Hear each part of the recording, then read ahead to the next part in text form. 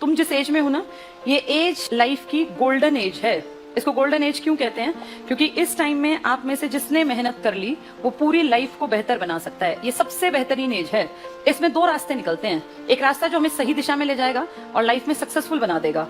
Successful होने के बाद ये होता है कि चांसेस बढ़ जाते हैं कि आपकी लाइफ आसान बन जाएगी। जैसे मान लीजिए कोई नहीं कमाता है तो उसके दुखी रहने के चांसेस बढ़ गए। कोई कमाता है, सुख दुख तो भगवान की देना ही हमारे हाथ में नहीं होते। किसी को बीमारी लग गई है, किसी को कोई दिक्कत आ गई, लेकिन अगर पैसा ना हो और दुख आ जाए तो वो दुख कई हजार गुना बढ़ जाता है। अगर पैसा हो तो दुख भी कट जाता है। तो आपका रास्ता जो है ना, ये एक तो ले जाएगा सही रास्ते पर और एक आपको भटकाएगा। आपकी एज में सबसे इंपॉर्टेंट है सही टाइम पे सही डिसीजन लेना। अपनी लाइफ को अब मत देखो, तुमने अब तक जो किया उससे कोई फर्क नहीं पड़ने वाला, लेकिन 2022 और 2023 में तुम जो करोगे ना, इससे तुम 2060 तक की लाइफ को प्रभावित करोगे। अब अगर सही रास्ता नहीं पकड़े तो अगले 40 साल, अभी तुम 20-20 साल के इर्द गिर्द हो, कोई 18 का, कोई 22 का, कोई 21 का, यही एज ग्रुप है तुम्हारा। तो तुम्हें ये बता रही हूँ, तुमसे मेरी एज लगभग डबल है। मेरी एज है 39+।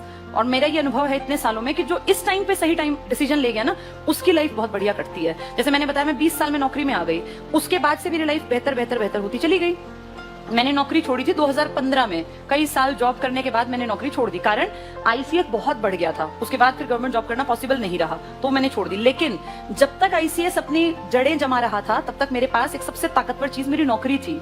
आप जिस टाइम पे आप अपना दूसरा काम सोच रहे थे ना करने का, उस टाइम अगर आपके पास पीछे एक बैक है तो आप फ्री रहते हैं। हम इतने सालों तक जो आईसीएस को धीरे धीरे करके बड़ा करते रहे, उसका लॉजिक ही ये था क्योंकि पीछे एक सिक्योरिटी थी, एक सेफ्टी थी कि मेरे पास गवर्नमेंट जॉब है। तो तुम भी अगर जीवन में कुछ बड़ा भी करना चाहो ना, जैसे कई लोगों के सपने बड़े होते हैं, वो सोचते हैं कुछ बड़ा करेंगे, उस बड़े तक पहुंचने के लिए एक प्लेटफॉर्म की जरूरत पड़ती है। एवरेज घर के बच्चे को, किसी को पेंटर बनना है, किसी को गायक बनना है, किसी को डांसर बनना है, कुछ भी कर लो, लेकिन आपके पैर जमीन पर रहने बहुत जरूरी हैं। और हम आम परिवारों में पैर जमीन पर तभी टिके रहते हैं जब हमारे पास कोई काम धंधा होता है। और हमारे लिए सबसे बेस्ट है एक बार गवर्नमेंट जॉब मिल जाए, फिर अपनी मर्जी की लाइफ आप कैसे भी जी सकते हैं।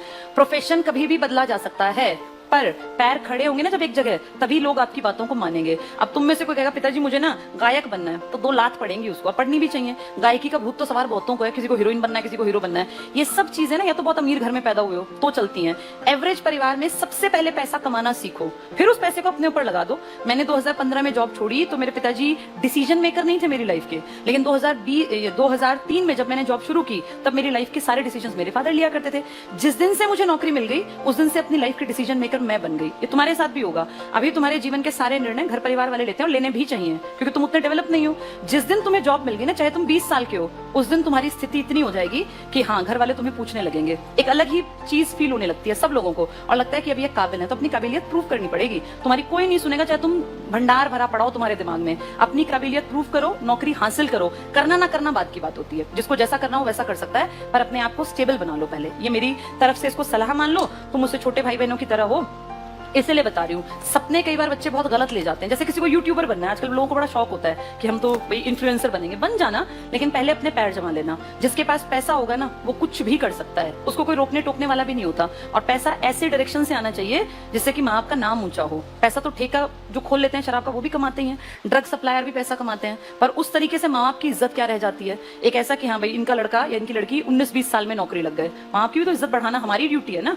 अब तुम जिस उम्र में हो ना, इन सबसे तुम्हारे एक एक स्टेप से माँ बाप के ऊपर फर्क पड़ेगा। तो खूब मेहनत करो, जम के पढ़ो, ताकि कहीं एक स्टैंड बना पाओ।